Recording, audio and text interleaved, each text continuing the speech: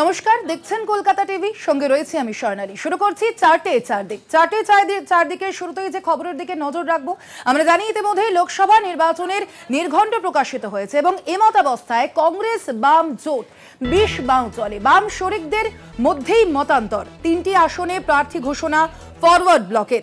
কোচবিহার, বারাসাত, পুরুলিয়ায় প্রার্থী ঘোষণা করেছে তারা। পুরুলিয়ায় কংগ্রেস প্রার্থী দিতে চায়। কংগ্রেস বাম জোট অর্থাৎ ইন্ডিয়া জোট, বিজেপির বিরুদ্ধে যে ইন্ডিয়া জোট তৈরি হয়েছে ইতিমধ্যেই আমরা জানি, সেখানে যেমন মতভেদ দেখা যাচ্ছে কংগ্রেস এবং বাম জোটের মধ্যে, তার পাশাপাশি বাম শরিকদের মধ্যেও মতান্তর দেখা দিচ্ছে। ৩ আসনে প্রার্থী ঘোষণা ফরওয়ার্ড ব্লকের। কোচবিহার, বারাসাত, পুরুলিয়ায় প্রার্থী ঘোষণা। পুরুলিয়ায় কংগ্রেস প্রার্থী দিতে চায়। আমরা জানি ইতিমধ্যেই লোকসভা নির্বাচনের নির্ঘণ্ট প্রকাশ করেছে। গতকালই আমরা দেখেছি নির্বাচন কমিশন লোকসভা নির্বাচনের নির্ঘণ্ট প্রকাশ করেছে এবং 19শে এপ্রিল থেকে লোকসভা নির্বাচন শুরু হবে বিভিন্ন দফায়। রাজ্যে যেমন 7টি দফায় লোকসভা নির্বাচন হবে এবং তার আগেই আমরা দেখতে পাচ্ছি যে ইন্ডিয়া জোটের মধ্যে যে বাম কংগ্রেস জোটের সম্ভাবনা প্রকট হয়েছিল, সেই জোট কিন্তু এবার বেশ বাউ চলে। এ নিয়ে আমরা কথা বলবো। নিউজ রুমে রয়েছেন আমাদের political editor Ashis Chattopadhyay.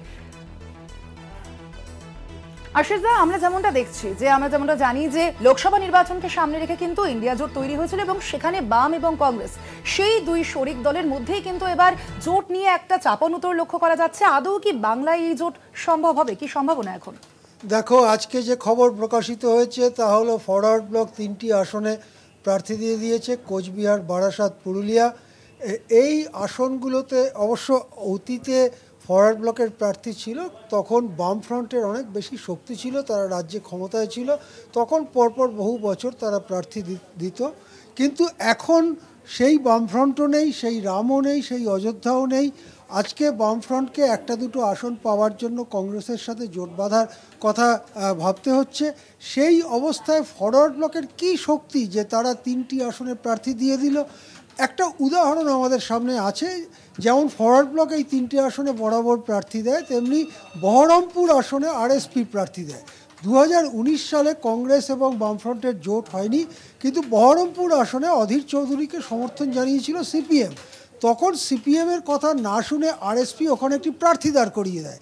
CPM কিন্তু অধীর চৌধুরীকে সমর্থন করার ব্যাপারে শক্ত হয়ে থাকে। ফলাফল প্রকাশ করার পর দেখা যায় যে আরএসপির ওই প্রার্থী 2019 সালে বহরমপুর কেন্দ্রে 1%-ও কম ভোট পেয়েছে, নোটার থেকেও কম ভোট পেয়েছে।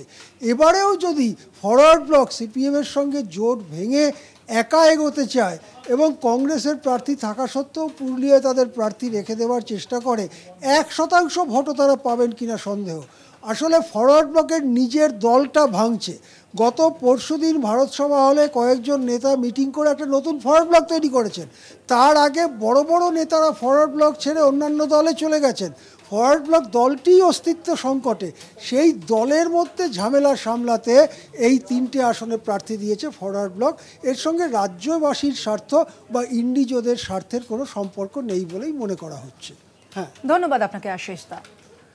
আমরা অর্থাৎ যে বিষয়ে আলোচনা করছি যে কংগ্রেসের যে ভোট, তা কখনোই এবার কিন্তু কংগ্রেস এবং বাম জোট তা কিন্তু ২০ বাউ জলে বেঁকে বসলো ফরওয়ার্ড ব্লক। ইতিমধ্যেই যেমনটা জানা গেছে যে 3টি আসনে প্রার্থী ঘোষণা করেছে ফরওয়ার্ড ব্লক। কোচবিহার, বারাসাত এবং পুরুলিয়ায় প্রার্থী ঘোষণা করেছে তারা। অন্যদিকে পুরুলিয়ায় কংগ্রেস প্রার্থী দিতে চায়। আপনাদের জানিয়ে রাখি, ইতিমধ্যেই আমরা জানি লোকসভা নির্বাচনের নির্ঘণ্ট প্রকাশ করা হয়েছে এবং যেই আসন সমঝোতা নিয়ে প্রশ্ন উঠছিল দীর্ঘদিন ধরেই যে বাংলায় বাম কংগ্রেস জোট তার কি ভবিষ্যৎ হবে, সেখানেই কিন্তু দেখা যাচ্ছে যে বাম কংগ্রেস জোট কিন্তু এবার ২০ বাউ চলে। অর্থাৎ কোথায় গিয়ে দাঁড়াবে এই বাম কংগ্রেস জোট তা নিয়েই কিন্তু এবার মতান্তর তৈরি হয়েছে এবং শুধুমাত্র তাই নয়, বাম শরিকদের মধ্যেই কিন্তু সেই মতান্তর দেখা যাচ্ছে। 3টি আসনে ইতিমধ্যেই প্রার্থী ঘোষণা ফরওয়ার্ড ব্লকের। কোচবিহার, বারাসাত এবং পুরুলিয়ায় প্রার্থী ঘোষণা করেছে তারা।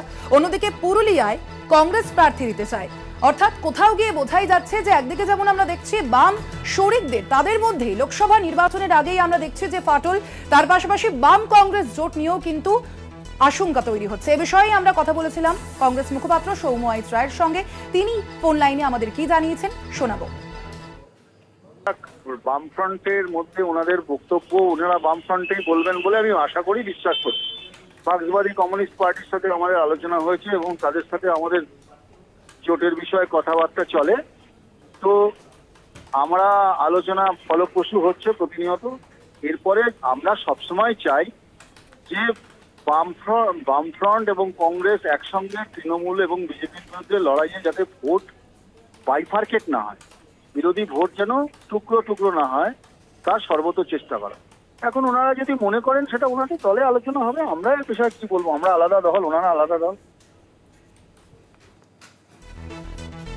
এবার আমরা নজর রাখবো যে খবরের দিকে। এবার বিস্ফোরক তৃণমূল বিধায়ক নারায়ণ গোস্বামী, তিনি যেটা বলেছেন যে আমরা জানি আমরা হলাম ফেরিওয়ালার মতো, দলের কাজ করতে হচ্ছে এভাবেই, এমনটাই মন্তব্য করেছেন নারায়ণ গোস্বামী। দলের কাজ করলেও মানুষের কাছে বলতে লজ্জা পাচ্ছে, কিন্তু ফেরিওয়ালাদের লজ্জা পেলে চলে না। কি বলেছেন নারায়ণ গোস্বামী শোনাবো।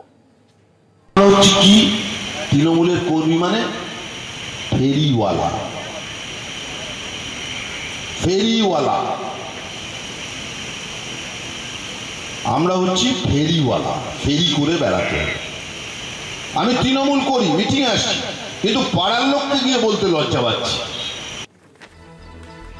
এ বিষয়ে আমরা কথা বলবো। ফোন লাইনে রয়েছেন আমাদের প্রতিনিধি দেবাশিস মণ্ডল। দেবাশিস, আমরা যেমনটা দেখতে পাচ্ছি এবার কিন্তু তৃণমূল বিধায়ক নারায়ণ গোস্বামী তিনিই কিন্তু তৃণমূলের বিরুদ্ধে কথা বললেন। কি কারণে তার এই মন্তব্য? দেখো স্বর্ণালী, গতকাল রাতের বেলা হাবড়া 2 নম্বর ব্লকে বিড়া রাজীপুর এলাকায় একটি নির্বাচনী জনসভা ছিল, যেই জনসভায় কাকলি ঘোষ দস্তিদার সাংসদ এবং এবার তিনি ভোটে দাঁড়িয়েছেন বারাসাতে, এবং সেই মতো কাকলি ঘোষ দস্তিদার তিনিও মঞ্চে উপস্থিত ছিলেন, এবং সেই সময় উপস্থিত থাকাকালে নারায়ণ গোস্বামী বক্তব্য রাখতে গিয়ে তৃণমূল কর্মীদের উদ্দেশ্যে বলেন যে তিনি বাদামওয়ালার সঙ্গে তুলনা করেন। অবশ্য তিনি একটাতে এই বাদামওয়ালার সঙ্গে তুলনাটা ব্যাখ্যা করেছেন, যেহেতু তিনি একটা উদাহরণ দিয়ে বলেছেন যে ট্রেনের কামরায় যেমন যদি কেউ বাদাম বিক্রি করতে নিয়ে যান কোনো ফেরিওয়ালা, সে যেমন বাদাম বলে চিৎকার যদি না করে তাহলে তার বাদাম যেমন কেনে না, তেমনি যারা তৃণমূল কর্মীরা তারা রয়েছেন, তারা যদি কেউ মনে করেন যে বুথে গিয়ে ভোটের বাড়ি বাড়ি গিয়ে ভোট চাইতে লজ্জা লাগে, সেক্ষেত্রে তৃণমূলের ভোট হয়তো কমবে এবং সমস্যা দেখা দিতে পারে। সেই কারণে কোনো লজ্জা না করে তাদের উদ্দেশ্যে বলেন যে এটা ফেরিওয়ালার মতো গিয়ে তৃণমূল কর্মীদের উদ্দেশ্যে বলেন যে বাড়ি বাড়ি গিয়ে বলতে হবে, তাদের জানাতে হবে যে আমার প্রোডাক্ট বা আমার এই তৃণমূল কংগ্রেসকে ভোট দিন, এরকম উদ্দেশ্যে এইভাবে তিনি তৃণমূল কংগ্রেসের তার ব্যাখ্যাটা ছিল যে এইভাবে বলেন তিনি। এবং সে পরবর্তীকালে যখন প্রশ্ন করা হয় তখন তিনি বলেন যে এটা কর্মীদের উজ্জীবিত করার জন্য এটা বলা হয়েছে, এবং অনেক কর্মী যেমন অনুপস্থিত ছিল সেটার একটা কারণ রয়েছে যে আগের দিন বৃষ্টি হয়েছিল, সেই কারণে অনেক তারা মাঠে চলে গিয়েছেন, ফলে সেই কারণে উপস্থিত সংখ্যা কম হতে পারে, কিন্তু তিনি চাঙ্গা করার জন্য কর্মীদের উদ্দেশ্যে তিনি এই কথাগুলো তিনি বলেন। একবারে দেবাশিস, তুমি আমাদের সঙ্গে থেকো। ইতিমধ্যে ফোন লাইনে যোগাযোগ করতে পেরেছি আমরা বিজেপি নেতা সজল ঘোষের সঙ্গে। সজল বাবু, আপনাকে স্বাগত জানাই কলকাতা টিভিতে। সজল বাবু, এবার অশোকনগরের তৃণমূল বিধায়ক নারায়ণ গোস্বামী যেমনটা বলছেন যে দলের কাজ করলেও সেই কাজ মানুষের কাছে বলতে গেলেই আমরা লজ্জা পাই, কি বলবেন? হ্যাঁ, লজ্জা কেন পায়? ফেরিওয়ালাকে ফেরিওয়ালা বলে ছোট করা উচিত নয়, কিন্তু যারা চাকরি ফেরি করে তাদের লজ্জিত হতে হবে। যারা কয়লা চুরির ফেরি করে, চোরাই কয়লা ফেরি করে, তাদের লজ্জিত হতে হবে। যারা সাধারণ মানুষের পাওনা থেকে যারা তাদেরকে বঞ্চিত করে তাদেরকে লজ্জিত হতে হবে। ফেরিওয়ালা, বাদামওয়ালা এগুলো হলে কারোর লজ্জিত হওয়ার কিছু নেই। পশ্চিমবঙ্গে এটাই ভবিতব্য। পশ্চিমবঙ্গের মানুষের ফেরিওয়ালা হতে কোনো আপত্তি নেই এবং তাতে কোনো লজ্জা নেই, কিন্তু যখন তৃণমূলকে ফেরি করে বিক্রি করতে হয় বাজারে, এবং যখন লোকে বলে আগে বাড়ো, তখন তাদের লজ্জা নিশ্চয়ই লাগবে। আগে যাও, যতবার বলে তৃণমূল আছে গো, তৃণমূল নেবে নাকি, তৃণমূল বলে আগে যাও, অন্য জায়গায় যাও, তখন ওদের লজ্জা করে তো। ও নিজে তো কদিনের মধ্যে জেলে যাবে, ওর আবার লজ্জা পাওয়ার কি আছে? ও জোরে চাক, ওর তো ওনার বিরুদ্ধে স্পেসিফিক অভিযোগ আছে। হ্যাঁ, উনি কিছুদিনের মধ্যে জেলে যাবেন, এতে কোনো ভুল নেই, তো ওনার আবার লজ্জা পাওয়ার কি আছে? ওনাকে দেখে বাকিরা লজ্জিত হতে পারে, সেটা হতে পারে। যদি দলে 2-1টা ভদ্রলোক থাকে তারা লজ্জিত হতেই পারে। ধন্যবাদ আপনাকে সজল বাবু আমাদের সঙ্গে কথা বলার জন্য। আপনাদের আরো একবার শোনাবো নারায়ণ গোস্বামী ঠিক কি বলেছিলেন। কি তৃণমূলের কর্মী মানে ফেরিওয়ালা, ফেরিওয়ালা, আমরা হচ্ছি ফেরিওয়ালা, ফেরি করে বেড়াতে। আমি তৃণমূল করি, মিটিং আসছি, কিন্তু পাড়ার লোককে গিয়ে বলতে লজ্জা পাচ্ছি। এ বিষয়ে আমরা কথা বলবো। ফোন লাইনে রয়েছেন সিপিএম নেতা তন্ময় ভট্টাচার্য। তন্ময় বাবু, আপনাকে স্বাগত জানাই কলকাতা টিভিতে। তন্ময় বাবু, এবার তৃণমূল বিধায়ক, অশোকনগরের তৃণমূল বিধায়ক নারায়ণ গোস্বামী তিনি মন্তব্য করছেন যে আমরা দলের হয়ে কাজ করি, কিন্তু সেই কথা বলতে গেলে মানুষের সামনে আমরা লজ্জা পাই, আমরা ফেরিওয়ালার মতো কাজ করি। কি বলবেন আপনি? নারায়ণ গোস্বামী তৃণমূল কংগ্রেস প্রতিষ্ঠার পর থেকেই তৃণমূল কংগ্রেসের একজন দক্ষ সাংগঠনিক নেতা হিসাবে প্রতিষ্ঠিত। তিনি অতীতে স্বরূপনগর পঞ্চায়েত সমিতির সভাধিপতি হয়েছেন, জেলা পরিষদের কর্মাধ্যক্ষ হয়েছেন, বর্তমানে জেলা পরিষদের সভাধিপতির দায়িত্ব সামলাচ্ছেন, সাথে অশোকনগরের বিধায়ক। সন্দেশখালীর ঘটনার পরে তৃণমূল কংগ্রেস লজ্জা পাচ্ছে, তিনি মন্তব্য করছেন। আমার প্রথম জিজ্ঞাসা, সন্দেশখালীর ঘটনা এই 7 এবং 8ই জানুয়ারির পরে কি নারায়ণ গোস্বামী জানলেন? এতদিন ধরে তৃণমূল কংগ্রেসের একজন জেলা স্তরের দক্ষ নেতা, তিনি জানতেন না সন্দেশখালীতে জমি দখল হচ্ছে? তিনি জানতেন না সন্দেশখালীতে সাধারণ মানুষের জমিতে নোনা জল পাঠিয়ে দেওয়া হচ্ছে? তিনি জানতেন না সন্দেশখালীর মহিলাদেরকে রাত 10টা, 11টা, 12টায় পিঠে পুলি খাওয়ার জন্য পার্টি অফিসে ডেকে পাঠানো হচ্ছে? এগুলো সব তিনি এখন জানলেন।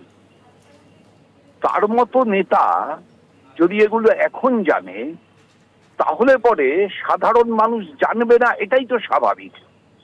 এই যে কুণাল ঘোষরা অভিযোগ করছেন যে সব কথা এখন আসছে, এতদিন কোনো কথা আসেনি কেন? তাহলে নারায়ণ গোস্বামী তো কুণাল গোস্বামীর কথার বিরোধিতা করলেন, তিনি এত বেশি পরে জেনে। দ্বিতীয় প্রশ্ন হচ্ছে, তিনি ফেরিওয়ালার মতো কাজ করেন বলেছেন। দেখুন, বেশিরভাগ ফেরিওয়ালা সৎ হয়, কিন্তু কিছু ফেরিওয়ালা অসৎ হয়। এখন ধরুন, বাদাম ফেরি করে 100 গ্রাম ওই খোসাওয়ালা বাদাম, চিনে বাদাম যাকে আমরা বলি, কেউ কিনতে চাইলে সে যদি বাটখারায় চুরি করে 80 গ্রাম বাদাম দেয় এবং সেটা যদি ক্রেতা বুঝে যায়, তাহলে ক্রেতার দ্বিতীয় দিন তার থেকে বাদাম দেয় না। তৃণমূল কংগ্রেস আসলে চোর ফেরিওয়ালা হিসাবে পশ্চিমবাংলার মানুষের কাছে সাব্যস্ত হয়ে গেছে। সুতরাং চোর ফেরিওয়ালারা তারা তো লজ্জা পাবেনি, কারণ তারা জানেন মানুষ তাদের তৈরি করা প্রোডাক্ট নেবে না। তৃণমূল কংগ্রেসের রাজনীতির প্রোডাক্ট বর্জন করছে মানুষ, গ্রহণ করছে না। ধন্যবাদ আপনাকে তন্ময় বাবু আমাদের সঙ্গে কথা বলার জন্য। পাশাপাশি দেবাশিস মণ্ডল ছিলেন আমাদের প্রতিনিধি ফোন লাইনে, তাকেও ধন্যবাদ।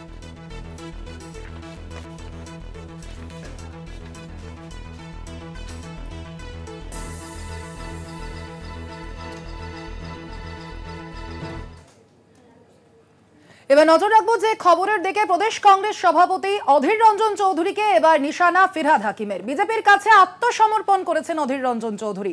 বহরমপুরের মানুষ অধীরকে ক্ষমা করবেন না, এখানকার মানুষ তৃণমূলের দিকেই ঝুঁকে আছে, এমনটাই মন্তব্য করেছেন ফিরহাদ হাকিম। কি বলেছেন তিনি শোনাবো। বহরমপুরের যে মিথ অধীর চৌধুরী, যেহেতু তিনি বিজেপির কাছে আত্মসমর্পণ করেছেন, তাই 2টো সিট দিয়ে দিয়েছিলেন বিজেপিকে। বহরমপুরের মানুষ আর ক্ষমা করবেন না। এবার তৃণমূল কংগ্রেসকে যখন সারা মুর্শিদাবাদ দিচ্ছেন, বহরমপুরের মানুষও তৃণমূল কংগ্রেসের দিকে ঝুঁকেছে এবং আমরা এই 3টে সিটই জিতব।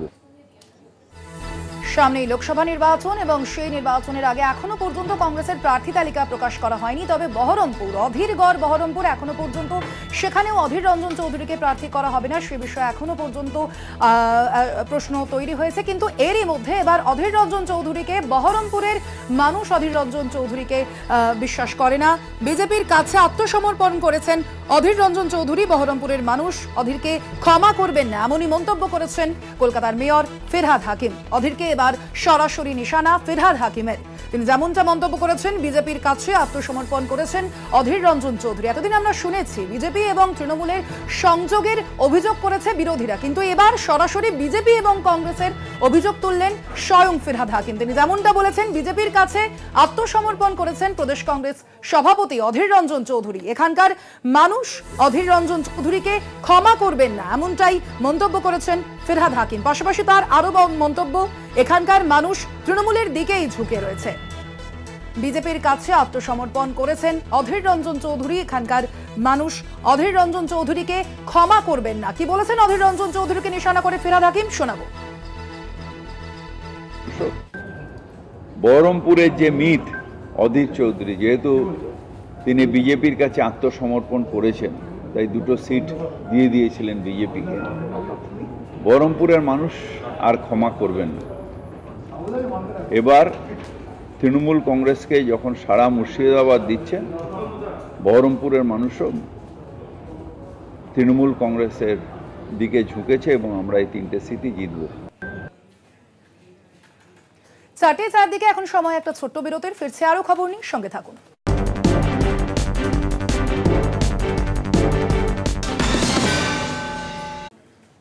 ফিরলাম বিরতির পর। এবার নজর রাখবো যে খবরের দিকে। কেন্দ্রীয় বাহিনীকে হুঁশিয়ারি মালদা উত্তরের তৃণমূল প্রার্থী প্রসূন বন্দ্যোপাধ্যায়ের। আইনের মধ্যে থাকুন, আমরা আইনের মধ্যেই রয়েছি।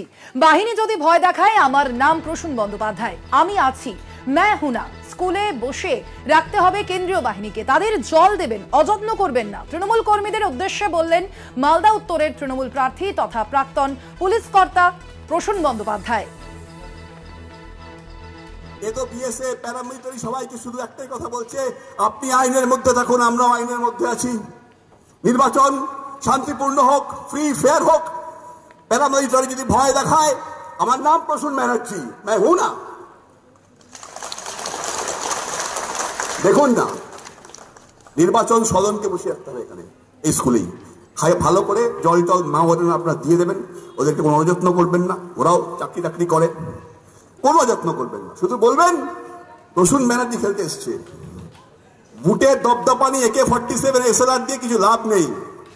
ডাকছি ঢুকবে আধ ঘন্টার মধ্যে, বুঝে নেবে সব, গ্রেনেডকে বুঝে নেবে, আইন কানুন অবজারভার বুঝে নেবে। সবাইকে সম্মান দেবেন, প্রতিপক্ষকে সম্মান দেবেন, ও কথা বলবেন না। আধিকারিকদের সম্মান দেবেন, ফোর্সকে সম্মান ততক্ষণ দেবেন যতক্ষণ সে আপনাকে সম্মান দিচ্ছে, আপনার গণতান্ত্রিক অধিকারে হাত দিচ্ছে না। না হলে গণতান্ত্রিক প্রতিবাদও হবে। সেই প্রতিবাদটার আমার উপর ছেড়ে দিন। রাস্তায় নামবো, অবরুদ্ধ হয়ে যাবে সবকিছু। ভারতবর্ষ দেখবে ইলেকশনটাকে বলে। ওল্ড মালদাকে সারাদিন কভার করতে হবে। তাহলে মাঠে প্রসূন ব্যানার্জি, একদিকে সমর্থ, একদিকে রহিম বক্সি, খেলা হবে। ফোন লাইনে রয়েছেন আমাদের প্রতিনিধি গৌতম চক্রবর্তী, আমরা কথা বলবো তার সঙ্গে। গৌতম, আমরা এবার দেখলাম যে প্রাক্তন পুলিশ কর্তা, তার মুখেই এবার কিন্তু কেন্দ্রীয় বাহিনীকে নিশানা করে এমন মন্তব্য। এর পরিপ্রেক্ষিতে স্থানীয় তৃণমূল নেতৃত্ব তারা কি জানাচ্ছে? এর পাশাপাশি বিজেপি নেতৃত্ব তাদের কোনো প্রতিক্রিয়া পেয়েছো? স্বর্ণালী, দেখো, বিজেপি যিনি উত্তর মালদা কেন্দ্রের প্রার্থী বিজেপির এবং বর্তমানে তিনি বিজেপির সাংসদ উত্তর মালদার, তিনি বলেছেন যে প্রাক্তন পুলিশ অফিসার কি করে এই ধরনের মন্তব্য করেন, একজন দায়িত্বজ্ঞানহীন মন্তব্য করেছেন, এমনটাই উনি প্রতিক্রিয়া জানিয়েছেন এবং ক্ষোভের সঙ্গে বলেছেন। পাশাপাশি বিজেপির জেলা সভাপতি পার্থসারথী ঘোষ, উনি বলেছেন যে তৃণমূল ভয় পেয়েছে এবং ভয় পাওয়ার কারণেই তৃণমূলের প্রার্থী আইপিএস অফিসার, প্রাক্তন আইপিএস অফিসার, তিনি কেন্দ্রীয় বাহিনীকে আক্রমণ করেছেন। কেন্দ্রীয় বাহিনী এখানে এসছে, রাজ্যে এসছে সুষ্ঠুভাবে ভোট পরিচালনা করতে এবং গোটা ভারতবর্ষ জুড়ে যে লোকসভার ভোট হবে সমস্ত জায়গাতে কেন্দ্রীয় বাহিনী থাকছেন। তবুও এই যে প্রসূন মুখার্জি এবং তিনি যে এই ধরনের মন্তব্য করেছেন উত্তর মালদা কেন্দ্রের, সেই নিয়ে প্রসূন বাবুকে এখন মালদা কলেজ অডিটোরিয়ামে সভা চলছেন। ববি হাকিম এসছেন কর্মীদের নিয়ে সভা, এরপরেই তাকে জিজ্ঞাসা করব, এমনটাই আমরা কথা বলে রেখেছি। সভা শেষে উনি হয়তো জানাবেন যে অ্যাকচুয়ালি কেন্দ্রীয় বাহিনীকে নিয়ে তিনি কি বলতে চেয়েছেন। স্কুলে বসিয়ে রাখতে বলেছেন এবং তাদেরকে দেখভাল করে যত্ন আত্তি করে তারা যেন স্কুলের মধ্যেই থাকে, অর্থাৎ যেখানে ক্যাম্প করা হবে সেখানেই থাকে, বাইরে যেন না বেরোয়। এমনই উনি এই কথা কেন বললেন, কেন আক্রমণ করলেন, উনি এখনো পর্যন্ত কিন্তু এই ব্যাপারে কোনো মন্তব্য আলাদাভাবে করেননি। এটা ওল্ড মালদায় একটি কর্মী সভা এবং পথসভায় উনি আজকে এই মন্তব্য করেছেন। আমরা আর কিছুক্ষণের মধ্যে তার কাছ থেকে এই ব্যাপারে জানতে পারবো যে কেন কেন্দ্রীয় বাহিনীকে উনি এইভাবে আক্রমণ করলেন। অর্থাৎ কেন্দ্রীয় বাহিনীকে কোথাও ডিউটি যেন না বাইরে বেরোতে দেওয়া হয়, ঘরের মধ্যেই তারা যেন বসে থাকে এবং আতিথেয়তায় যেন কোনো ত্রুটি না থাকে। আতিথেয়তা বলতে কি বোঝায় সেটা উনি কিন্তু ব্যাখ্যা করবেন বলে আমার মনে হয়। কি বলছেন আমরা শোনার অপেক্ষায় রয়েছি। ধন্যবাদ তোমাকে গৌতম। আমরা কথা বললাম আমাদের প্রতিনিধি গৌতম চক্রবর্তীর সঙ্গে। পাশাপাশি আপনাদের আরো একবার শোনাবো প্রসূন বন্দ্যোপাধ্যায় তিনি কি বলেছেন কেন্দ্রীয় বাহিনীকে নিশানা করে। এ তো বিএসএফ প্যারামিলিটারি সবাইকে শুধু একটাই কথা বলছে, আপনি আইনের মধ্যে থাকুন, আমরাও আইনের মধ্যে আছি। নির্বাচন শান্তিপূর্ণ হোক, ফ্রি ফেয়ার হোক। প্যারামিলিটারি যদি ভয় দেখায়, আমার নাম প্রসূন ব্যানার্জি, मैं हूं ना।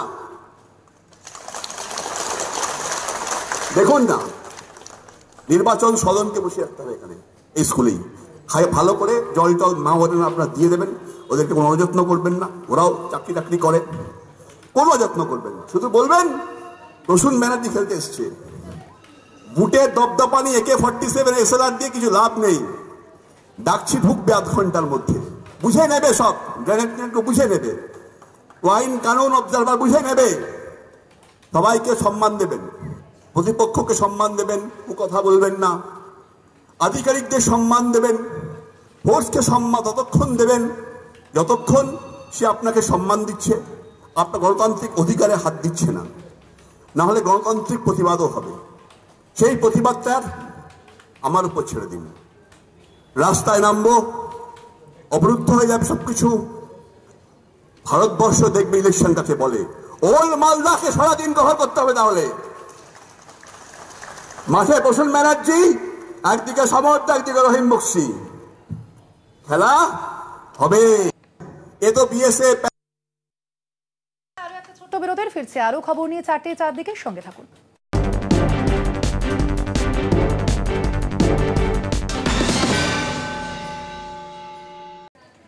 ফিল্ম বিরতির পর দেখছেন 4:04 দিক, রয়েছে আমি স্বর্ণালী। এই মুহূর্তে সাংবাদিক বৈঠক করছেন সিপিএম এর রাজ্য সম্পাদক মোহাম্মদ সেলিম। সরাসরি নজর রাখবো সেখানে। ওষুধ কোম্পানি গত কয়েক বছরে গোটা বিশ্বে ওষুধ কোম্পানিগুলো সবচেয়ে বেশি মুনাফা করেছে, ওষুধের দাম সবচেয়ে বেশি বেড়েছে, আর ওষুধের কোম্পানিগুলো সবচেয়ে বেশি টাকা ইলেকট্রাল ফান্ডে দিয়েছে, বিজেপি উপকৃত হয়েছে। তাহলে ওষুধের দামে যে নিয়ন্ত্রণ হওয়ার কথা সে নিয়ন্ত্রণ করেনি। এখানে মদের, পশ্চিমবঙ্গে কোন মদের কোম্পানি সিপিসি করতে পারে না অভিষেকের কাছে ইলেকট্রাল ফান্ডে টাকা যদি না যায় সেই হিসেবে। যত বোতল মদ তৈরি হচ্ছে পশ্চিমবঙ্গে এবং মার্কেট হবে, সেই ইনটু রেট ঠিক করে দেওয়া হচ্ছে আর সেই টাকা জমা দিতে হচ্ছে। আইএফবির ক্ষেত্রে আমরা দেখেছিলাম, তারা বলেছে 40 কোটি দিতে হয়েছে। আমাদের এখানে যদি ভালো সবজি, ভালো ফল, ভালো মাছ, ভালো চিংড়ি যা বিদেশে যাবে সেগুলো প্রকিওর করতে পারবে না সেই কোম্পানিগুলো যদি তৃণমূলকে তোলা না দেয়, তাহলে বিজেপি এসে কি করলো? তোলাবাজির একটা পোশাকি নাম দিল ইলেকট্রাল বন্ড। এইখানেই গাঁট ছাড়া বাধা আছে। আর স্টেট ব্যাংক বলার পরেও টেকনিক্যাল কারণ দেখিয়ে দিতে চাইছিল না, দিলেও অসম্পূর্ণ হয়ে গেছে। রিসার্চ টিম আমাদের কাজ করছে, গোটা দেশে অনেক মানুষ যারা দুর্নীতির বিরুদ্ধে আছেন তাদের ধন্যবাদ। অনেক জার্নালিস্ট আছেন যারা স্কাউট করছেন, ডেটা মাইনিং করছেন এবং লেস কোম্পানি অনেকে বলছে এই তো আদানি নেই, এই তো আম্বানি নেই। আবার কেউ কেউ সংবাদপত্র, সাংবাদিক, আবার নব্বই তৃণমূলের এমপির ভাই বোন, এই দেখো তোমরা আদানি বলো, আদানি নেই। লেস করে আমরা এখানে যখন আলকেমিস্টের কথা বলেছিলাম, সরকারের কথা বলেছিলাম, তখনও বলেছিলাম এইগুলো লেসে চলে। যেমন গোয়েন্দা কাহিনী দেখেন, অপরাধী সামনে থাকে না, তারপরে পর অনেকগুলো লেস থাকে, সুপারি কিলেস যেরকম থাকে, কিলেস কি থাকে, সুপারি কাউকে দেওয়া হয়। সেরকম এখানে যে কোম্পানি অস্তিত্ব নেই, যে কোম্পানি ছোটখাটো, যে কোম্পানি এই লিপস এন্ড বাউন্সের মতো, তার কোনো ম্যানুফ্যাকচারিং নেই, তার কোনো কিচ্ছু নেই, তো তাদের কাছে হাজার কোটি টাকা এসছে আর তাকে দেখা হচ্ছে অন্যান্য জায়গা থেকে এসছে। এখানে সবচেয়ে বেশি বিপদ হচ্ছে যারা জাতীয় সুরক্ষার কথা বলতেন, বিদেশি টাকা এসছে। পুলওয়ামার পরে 1 মাস 1.5 মাসের মধ্যে পাকিস্তান থেকে টাকা এসছে বিজেপি ফান্ডে। তাই সামনে বলা হয়েছে সততার প্রতীক, আর পেছনে লুট হয়েছে। এই লুটের বিরুদ্ধে, দুর্নীতির বিরুদ্ধে আমাদের লড়াই। আমাদের রাজ্য একেবারে নিচুতলা মানুষের কাছ থেকে যেরকম তোলাবাজি করছে তৃণমূল, সেরকম বিজেপি তৃণমূল মিলে একেবারে ফিসিং, মানে পুরো একদম নিম্নে টাকা বার করে নিচ্ছে সিস্টেম থেকে। এতে বড় বড় কোম্পানি পোয়া বারো, তারা 400 কোটি টাকা দিয়ে 4000 কোটি টাকা লাভ করছে।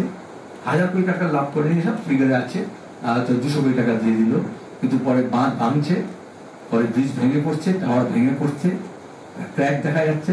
নির্মাণের পরে পরেই যা হয়েছে, ইনফ্রাস্ট্রাকচারে অনেক কাজ করছি, তো দেখা যাচ্ছে এই যে ঘুষের টাকার বিনিময়ে যেরকম এখানে ব্রিজ ভেঙে পড়ছে, কালভার্ট ভেঙে পড়ছে, ওভারহেডের জলের ট্যাঙ্ক ভেঙে পড়ছে, সেরকম টানেল এবং বাঁধগুলো যেগুলো হচ্ছে, যেগুলো ব্রিজগুলো হচ্ছে, বিশাল বিশাল ইনফ্রাস্ট্রাকচার হচ্ছে, সেগুলোর ভেতরে ভিড়টাকে আলগা করে দেওয়া হচ্ছে। কারণ সোজা কথা, আপনি যত দেবেন, রড দেবেন না সিমেন্ট দেবেন, কাদা দেবেন না বাঁশ দেবেন, সেটা নির্ভর করে কত টাকা কাটমানিতে চলে গেল। এবং এগুলো ছোটখাটো রাস্তাঘাটে তো হয়েছিল, এখন দেখা যাচ্ছে বড় বড় যে হিউজ প্রেস্টিজিয়াস প্রতিষ্ঠান গড়ে উঠছে, যেগুলো আমাদের ইনফ্রাস্ট্রাকচার তৈরি হচ্ছে, সেগুলো আমাদের জীবনকে এবং আমাদের নিরাপত্তাকে বিঘ্নিত করার জন্য হচ্ছে। আমরা ইলেকট্রাল বন্ডের বিরুদ্ধে লড়াই করছি। সিপিআইএম জোর গলায় বলতে পারে, অনেক সময় অনেকে যে লোক কাছে হয় রাউন বলে, সব দল একরকম। আজকে কেন মিডিয়া চুপ? এই মিডিয়া কেনার টাকা ইলেকট্রাল বন্ড থেকে এসছে, এই জন্য তারা বিজেপি আর তৃণমূলের হইচই করছে। সবই রঙে হারাম খানে নেওয়ালে সিপিআইএম পার্লামেন্টে যখন আইন এসছে তার বিরোধিতা করেছি। এখন রাজ্যসভায় বাংলার প্রতিনিধি ছিলেন কমরেড সীতারাম ইয়েচুরি। এখন যে প্রতিনিধি আছে এমপিরা রাজ্যসভায়, লোকসভায় নাম ভুলে গেছেন আপনারা, কে কোন দলে যেতাম না। কালকে দেখলাম দুজন বিজেপির এমপি বিজেপিতে যোগ দিয়েছে, এটা নাকি খবর। সীতারাম ইয়েচুরি পশ্চিমবঙ্গে রাজ্যসভায় রাজ্যের প্রতিনিধি হিসেবে যখন ছিলেন, তখন 2017-তে যখন পার্লামেন্টে এই ডিবেট হচ্ছিল, তিনি যা যা বলেছেন, আজকে সুপ্রিম কোর্টের রায়তে সে সেই কথাগুলো আছে। সুপ্রিম কোর্টের রায় কেন হলো? কারণ সিপিআইএম জেনারেল সেক্রেটারি হিসেবে কমরেড সীতারাম ইয়েচুরি, আমাদের পার্টি, আমরা গর্বিত, এটাকে রিট পিটিশন দাখিল করেছিলেন, কোর্টে গিয়েছেন। 5 বছর ধরে যে আইনজীবীরা লড়েছে, তার সঙ্গে এডিআরও আছে, তারা তাদেরকে অভিনন্দন জানাচ্ছি, অ্যাডিশনাল পার্টি হিসেবে ছিল।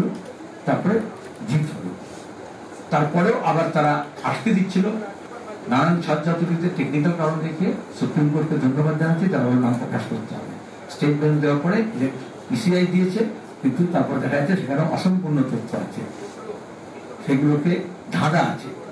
এখন সেই ধাঁধাগুলোকে আমাদের উত্তর খুঁজতে হবে, আপনার সাথে সাহায্য করবে। কিন্তু শুধু কেস করে আপত্তি, শুধু আইনে আপত্তি নয়, সিপিআইএম একমাত্র দল, মানে যে দলগুলো সব লিস্ট দেখছেন আপনারা, যেখানে আমরা একটা পয়সা নিই ইলেকট্রাল বন্ডের নামে কোনো টাকা। কোন কর্পোরেট হাউস এই সাহস দেখাতে পারেনি যে সিপিআইএম কে পলিটিক্যাল ব্রাইব দিতে পারে। যারা সবচেয়ে বেশি টাকা দিয়েছে বিজেপিকে, তারপরে দিয়েছে তৃণমূলকে, তারপর অন্যান্য দলকে দিয়েছে। সুতরাং এরপর থেকে আপনাদের কাছে অনুরোধ, ওই সব দল একরকম, বিজয় লঙ্কা শেহরামন, সব পার্টিরা, don't paint everybody with the same brush. At best you can paint BJP and Trinamool with the same kind of brush, but never dare to paint CPIM with the same brush. Thank you.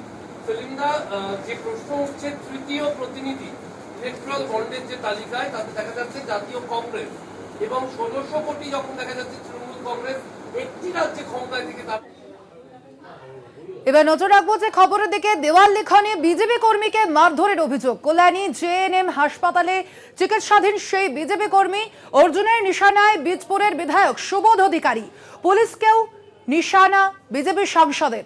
আপনাদের আবারও জানিয়ে রাখি, দেওয়াল লিখনে BJP কর্মীকে মারধরের অভিযোগ। Kalyani GNM হাসপাতালে চিকিৎসাধীন রয়েছেন সেই বিজেপি কর্মীকে মারধরের অভিযোগ। অর্জুনের নিশানায় বীজপুরের বিধায়ক সুবোধ অধিকারী। এর আগে আমরা দেখেছি অর্জুন সিং এর বিরুদ্ধে সুবোধ অধিকারী এবং সোমনাথ শ্যাম, তারা কিন্তু বারে বারে তাদের সুর চড়িয়েছিলেন, এবং এবার একেবারে দেওয়াল লিখনকে কেন্দ্র করে বিজেপি কর্মীকে মারধরের অভিযোগ উঠল। আপাতত কল্যাণী জেএনএম হাসপাতালে চিকিৎসাধীন রয়েছেন সেই বিজেপি কর্মী। এ বিষয়ে কি বলেছেন অর্জুন সিং, শোনাবো।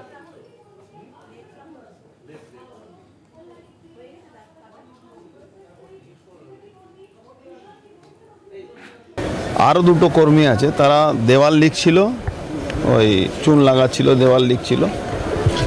তাকে ওই বীজপুরে বনি রায়, ওর ভালো নাম কি রে, অভিজিৎ রায়, একটা নোটোরিয়াস ক্রিমিনাল, যে কিছুদিন আগে আরপিএফকে পিটিয়েছিল। রেল মন্ত্রীকেও আমি কমপ্লেন করব, আরপিএফকে মেরেছিল, রেলের জমি দখল করে পুকুর কেটে ওখানে মাছ চাষ করে, খুনি আসামি একটা। এই সৈকত ভোয়াল মার্ডার কেসেও এর নাম ছিল। আর ওখানকার বিধায়ক সুবোধ অধিকারী, তার ভাই, ওর ভাই নাম কি রে, কমল অধিকারী, এই দুজনের নেতৃত্বে মানে একটা এক্সটর্শন রাজ চলে ওখানে। কোনো ব্যবসায়ী ভালোভাবে থাকতে পারে না, কোনো কর্মী, বিরোধী দলের কর্মী, সিপিএম হোক, কংগ্রেস হোক, বিজেপি হোক, কেউ থাকতে পারবে না। কোনো গণতান্ত্রিক অধিকার ওখানে কারো নেই। মানুষের অধিকার কেড়ে নেওয়ার জন্যে একটা গুন্ডা রাজ কায়েম করেছে। কোনো হকারকে বসতে দেওয়া হবে না, পার্টি রাজনীতি কর্মী কোনো রাজনীতি করতে পারবে না। আর তার মদত করছে ওখানকার আগে ইন্সপেক্টর ছিল পান্ডে, জেপি পান্ডে, এক নাম 2 নম্বরই লোক। শাসনের ওই বারাসাতে ছিল, তারপরে শাসনে লুট করেছে, 3-4 বছর ধরে এই জেলাতে পড়ে আছে। ও এখানে ওখান থেকে ওকে এসিপি বানিয়ে নিয়ে এসছে। ইলেকশন কমিশনকে আমি আজকেই চিঠি করেছি কি একটা 4 বছর 5 বছর ধরে একজন পুলিশ অফিসার কি করে থাকছে। এটা পুলিশ আর গুন্ডাদের আর এমএলএ আর চেয়ারম্যান মিলে পুরো এলাকাটাকে তছনছ করে দিয়েছে। সাধারণ কর্মী, সাধারণ বিজেপি সমর্থক, ব্যবসায়ী, হকাররা কেউ ওখানে সুরক্ষিত নেই। স্কুল দখল করে নিয়েছে, হারনেট স্কুল দখল করে নিয়েছে। ওখানে কমিটি থেকে লক্ষ লক্ষ টাকা ওই স্কুলে ছিল, সেই স্কুলটাকে থেকে কমিটির যারা ছিলেন তাকে তাড়িয়ে নিজে দখল করে নিয়েছে 2 ভাই। লুটের সাম্রাজ্য কায়েম করেছে। এই বেশি দিন চলতে পারে না। আমি একটাই কথা বলবো কি ইলেকশন কমিশন একে বন্ধ করুক, নালে ব্যারাকপুরে ভোট, ব্যারাকপুরে যে ইলেকশন অত সহজ হবে না। আর বিজেপি কর্মী আর বিজেপি দল হাতে চুড়ি পরে বসেনি। এরা যদি আমাদের কর্মীকে আঘাত দেবে, আমি কর্মীরকে আঘাত কোনোভাবে দিতে যাব না। কোনো তৃণমূলের কর্মীর কোনো দোষ নেই, তৃণমূলে কোনো কর্মী এইসব মধ্যে থাকে না। তৃণমূল মদতপুষ্ট যে গুন্ডা যারা পুলিশকে সঙ্গে নিয়ে এইসব কাজ করছে, তারাই এই অপরাধ করছে। সেই অপরাধীরা কিন্তু পার পাবে না। 1 নেশন 1 ভোট ডিক্লেয়ার হচ্ছে, প্রায় 29 থেকে হবে। 26-এর পরে কিন্তু বাংলায় রাষ্ট্রপতি শাসন হবে। তার আগে এই দলটা থাকবে কি না থাকবে, 25-26টা সিট আমরা আপনাদের যে সার্ভে রিপোর্ট বলছে এটা 35-এ যাবে। তখন কি হবে এই দলের, এই গুন্ডাদের, এই পুলিশদের, সেটা তারা বুঝবে। সময় আসছে না, সময় নির্বাচন ঘোষণা হতে না হতে এরকম কেন্দ্রীয় বাহিনী এলাকায় রয়েছে, লুটমাচ করছে, তার মধ্যে এরকম ঘটনা। কেন্দ্রীয় বাহিনীকে তো পরিচালনা এরা করছে। আমি ডিমান্ড করছি আপনাদের কাছে, আপনাদের মাধ্যমে, কি এই যে কেন্দ্রীয় বাহিনী আছে তার একজন ইন্সপেক্টর লেভেলকে থানায় কমপ্লেন নেওয়ার জন্য বসানো উচিত, নাহলে এখানে কোনোভাবে মানুষ। এবার নজর রাখবো যে খবরের দিকে। আবাসের টাকা নিয়ে ফের আসরে তৃণমূল কংগ্রেস নেতৃত্ব। গত 3 বছরে আবাস প্রকল্প পিছু কত বরাদ্দ কেন্দ্রের, শ্বেতপত্র প্রকাশ করুক কেন্দ্রীয় সরকার। কেন্দ্রের বিরুদ্ধে চড়া সুর অব্যাহত তৃণমূল কংগ্রেসের। কি কারণে 100 দিনের টাকা বন্ধ? প্রধানমন্ত্রী আবার বাংলায় এলে দয়া করে ব্যাখ্যা দিন। এক্স হ্যান্ডেলে কেন্দ্রকে তোপ তৃণমূলের। শুভেন্দু মিথ্যা বলছেন, নিশানা জোড়া ফুলে। সোমবার বালুরঘাটে অভিষেকের সভা, সেই সভায় বিজেপিকে মুখোমুখি বিতর্কের আহ্বান করেছিল তৃণমূল কংগ্রেস। আমরা জানি ইতিমধ্যেই গত যে সভা করেছেন অভিষেক বন্দ্যোপাধ্যায় ময়নাগুড়িতে, এবং সেখানেই কিন্তু এ বিষয়ে তর্কের আহ্বান জানিয়েছিলেন অভিষেক বন্দ্যোপাধ্যায় তার এক্স হ্যান্ডেলে। সে বিষয়ে আমরা দেখেছিলাম সেই সংক্রান্ত পোস্ট, এবং তার পরবর্তীতেই এবার ফের আবাসের টাকা নিয়ে ফের আসরে তৃণমূল কংগ্রেস নেতৃত্ব।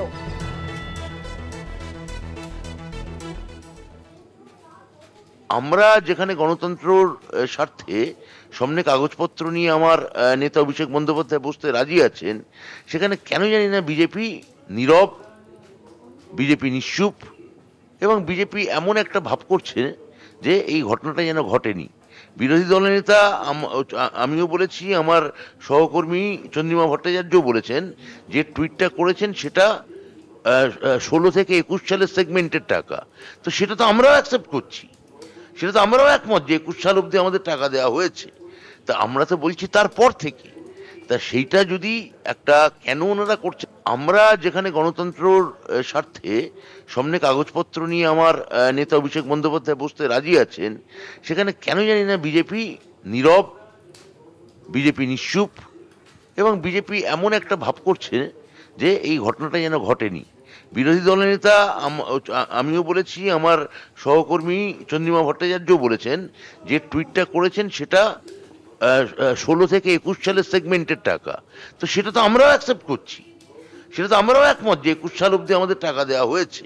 তা আমরা তো বলছি তারপর থেকে, তা সেইটা যদি একটা কেন ওনারা করছে, আমরা যেখানে গণতন্ত্রর স্বার্থে সামনে কাগজপত্র নিয়ে আমার নেতা অভিষেক বন্দ্যোপাধ্যায় বসতে রাজি আছেন, সেখানে কেন জানি না বিজেপি নীরব, বিজেপি নিশ্চুপ এবং বিজেপি এমন একটা ভাব করছে যে এই ঘটনাটা যেন ঘটেনি।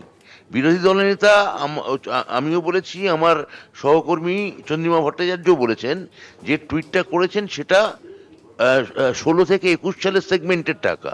তো সেটা তো আমরাও অ্যাকসেপ্ট করছি, সেটা তো আমরাও একমত যে 21 সাল অবধি আমাদের টাকা দেওয়া হয়েছে। তা আমরা তো বলছি তারপর থেকে, তা সেইটা যদি একটা কেন ওনারা করছে। এ বিষয়ে আমরা কথা বলবো। ফোন লাইনে রয়েছেন বিজেপি সাংসদ দিলীপ ঘোষ। দিলীপ বাবু, আপনাকে স্বাগত জানাই কলকাতা টিভিতে। দিলীপ বাবু, এবার তৃণমূল কংগ্রেস নেতৃত্ব তারা যেমনটা বলছেন যে গত 3 বছরে আবাস নিয়ে যে বরাদ্দ করেছে কেন্দ্র সরকার তার শ্বেতপত্র প্রকাশ করতে হবে। আপনার প্রাথমিক প্রতিক্রিয়া চাই। না, শ্বেতপত্র তো ওনারা করবেন। আগে যে টাকা পেয়েছেন, কত বাড়ি হয়েছে, এবং এই যে নারেগার টাকা 100 দিনের কত জায়গা হয়েছে, টাকা গেল কোথায়, কেন মানুষ পায়নি, এটা দায়িত্ব ওনাদের হিসাব দেওয়ার। কেন্দ্র হিসাব চেয়েছে, হিসাব দিলেই টাকা দেবে।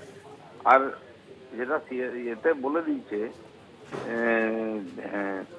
যে 2,29,000 কোটি টাকা কেন্দ্রে এসছে, তার কোনো হিসাব নাই রাজ্য সরকারের কাছে, এই জবাব তো ওনাদের দিতে হবে। এই যে 45 লাখের বেশি বাড়ির জন্য টাকার নাম পাঠিয়েছে কেন্দ্র সরকার, কটা বাড়ি হয়েছে গরিব লোকের, শৌচালয় কটা হয়েছে, নারেগার টাকাগুলো কতটা কাজে লেগেছে, জব কার্ড কেন রাজ্যে 14 লক্ষের বেশি জব কার্ড, সেগুলো পার্টি অফিসে কেন থাকে, এর জবাব পাবলিককে আগে দিতে হবে। টাকা তো কেন্দ্র দিয়ে দিচ্ছে, হিসাব দেওয়ার দায়িত্ব ওনাদের। সেন এইসব পুরোনো কথা বলে আর কোনো লাভ নেই। মানুষ জানে টাকা কোথায় গেছে, কি হয়েছে, কেন বাড়ি হয়নি। ধন্যবাদ আপনাকে দিলীপ বাবু আমাদের সঙ্গে কথা বলার জন্য। আমরা কথা বলবো আমাদের বিশেষ প্রতিনিধি দেবজ্যোতি ঘোষের সঙ্গে। দেবজ্যোতি, আমরা দেখলাম এবার অভিষেক বন্দ্যোপাধ্যায়ের পর কিন্তু এবার একেবারে ব্রাত্য বসু এবং চন্দ্রিমা ভট্টাচার্য তারাও কিন্তু একই কথা বলছেন। কেন্দ্রীয় সরকারের কাছে আবাস এবং অন্যান্য প্রকল্পে তারা 3 বছরে কি কি বরাদ্দ দিয়েছে সে সম্পর্কে শ্বেতপত্র প্রকাশ করতে বলছেন। দেখো, তৃণমূল কংগ্রেসের পক্ষ থেকে অভিষেক বন্দ্যোপাধ্যায় একাধিকবার চ্যালেঞ্জ করেছেন যে কেন্দ্রীয় সরকারের পক্ষ থেকে যে মিথ্যে কথাগুলি বলা হচ্ছে সাধারণ মানুষের কাছে, অবিলম্বে তারা শ্বেতপত্র প্রকাশ করুক। রাজ্য সরকারকে আবাস যোজনার কত টাকা দেয়া হয়েছে, রাজ্য সরকার প্রয়োজনে কি পরিমাণ টাকা দেয়া হয়েছে তা কিন্তু তারা সর্বসমক্ষে আনতে চান এবং তারাও শ্বেতপত্র প্রকাশ করতে চান। তৃণমূল কংগ্রেসের পক্ষ থেকে কেন্দ্রীয় সরকারকে একটা নির্দিষ্ট সময় বেঁধে দেওয়া হয়েছে, তার মধ্যে যদি শ্বেতপত্র প্রকাশ না করে আবাস যোজনা বা অন্য প্রকল্পের কত টাকা দেওয়া হয়েছে তা প্রকাশ না করেন, তাহলে কিন্তু তৃণমূল কংগ্রেসের পক্ষ থেকে জনসমক্ষে সমস্ত তথ্য নিয়ে আসা হবে। ইতিমধ্যে সরকারের কাছে তৃণমূল কংগ্রেসের পক্ষ থেকে আবেদন করা হয়েছে যে কি পরিমাণ বরাদ্দ করা হয়েছে, এবং অভিষেক বন্দ্যোপাধ্যায় সহ তৃণমূল কংগ্রেসের নেতৃত্ব মমতা বন্দ্যোপাধ্যায় এবং আজকে ব্রাত্য বসু কিন্তু একই চ্যালেঞ্জ করেছেন যে মিথ্যে কথা বলা হচ্ছে কেন্দ্রীয় সরকারের পক্ষ থেকে। বিজেপি নেতৃত্ব বারবার মিথ্যে প্রতিশ্রুতি দিচ্ছেন, আবাস যোজনার টাকা লুট হয়েছে বলে তারা যে বক্তব্য রাখছেন তা সর্বভাবে মিথ্যা। অবিলম্বে তারা শ্বেতপত্র প্রকাশ করুন। রাজ্য সরকারের পক্ষ থেকেও আমরা দাবি করব রাজ্য সরকারের কাছে তারাও কিন্তু উপযুক্ত তথ্য আমাদের দিক, আমরা সর্বসমক্ষে সেই তথ্য আনতে চাই। সেখানেই সত্য পরিষ্কার হবে যে আসল সত্য কারা বলছেন, কেন্দ্রীয় সরকার বলছেন না রাজ্যের তৃণমূল নেতৃত্ব বলছেন। ধন্যবাদ তোমাকে দেবজ্যোতি। আমরা কথা বললাম, আমাদের বিশেষ প্রতিনিধি ছিলেন আমাদের সঙ্গে ফোন লাইনে দেবজ্যোতি ঘোষ।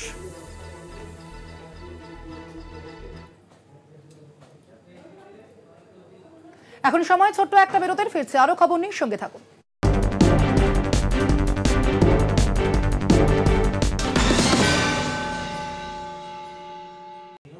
ফেলাম বিরতির পর, দেখছেন চারটে চারদিক। এবার নজর রাখবো যে খবরের দিকে। নির্বাচনী বন্ড সম্পর্কে এবার নয়া তথ্য প্রকাশ করলো নির্বাচন কমিশন। নির্বাচনী বন্ড নিয়ে এবার নয়া তথ্য প্রকাশ করলো নির্বাচনী কমিশন। আমরা দেখেছি এর আগে নির্বাচনী বন্ড নিয়ে একাধিক অভিযোগ, পাল্টা অভিযোগ রয়েছে এবং সেই নিয়েই এবার নয়া তথ্য প্রকাশ করলো নির্বাচন কমিশন।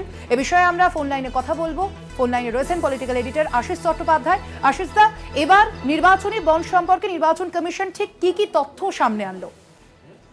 দেখো, মনে করা হচ্ছে মাত্র 1 ঘন্টা আগে নির্বাচন কমিশন জানিয়েছে যে তারা তথ্য আপলোড করছে। যেটা মনে করা হচ্ছে সেটা হচ্ছে 12 এপ্রিল 2019-এর পর থেকে 2024-এর ফেব্রুয়ারি পর্যন্ত তথ্য যা স্টেট ব্যাংক দিয়েছিল তা ইতিমধ্যেই নির্বাচন কমিশন প্রকাশ করেছে। কিন্তু 12 এপ্রিল 2019-এর আগে যে সমস্ত নির্বাচনী বন্ড রাজনৈতিক দলগুলো ভাঙিয়েছিল সে সম্পর্কে তথ্য কমিশন দলগুলোর কাছ থেকে চেয়েছিল এবং রাজনৈতিক দলগুলো সেটা খাম বন্ধ অবস্থায়, মুখ বন্ধ খামে নির্বাচন কমিশনকে জমা দিয়েছিল। পরে সুপ্রিম কোর্টে যখন মামলা গড়াতে থাকে তখন খাম না খুলে কমিশন সেই খামগুলো সুপ্রিম কোর্টকে দিয়ে দেয়। এবারে সুপ্রিম কোর্ট যখন নির্বাচন কমিশনকে বলে সব তথ্য প্রকাশ করতে, তখন কমিশন সেই খামগুলো সুপ্রিম কোর্টের কাছ থেকে ফেরত চায়। সুপ্রিম কোর্ট সেই খামগুলো গতকাল ফেরত দিয়েছে কমিশনকে। এবারে সেই খামের মধ্যে যে তথ্য আছে সেটাই আপলোড করা হয়েছে বলে মনে করা হচ্ছে।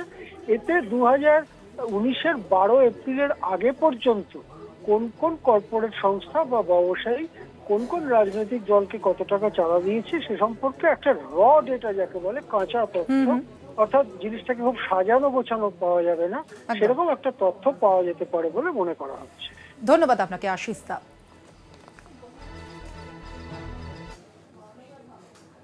চারটে চারদিক আজ এ পর্যন্তই। দেখতে থাকুন কলকাতা টিভি, রাত দিন 7 দিন।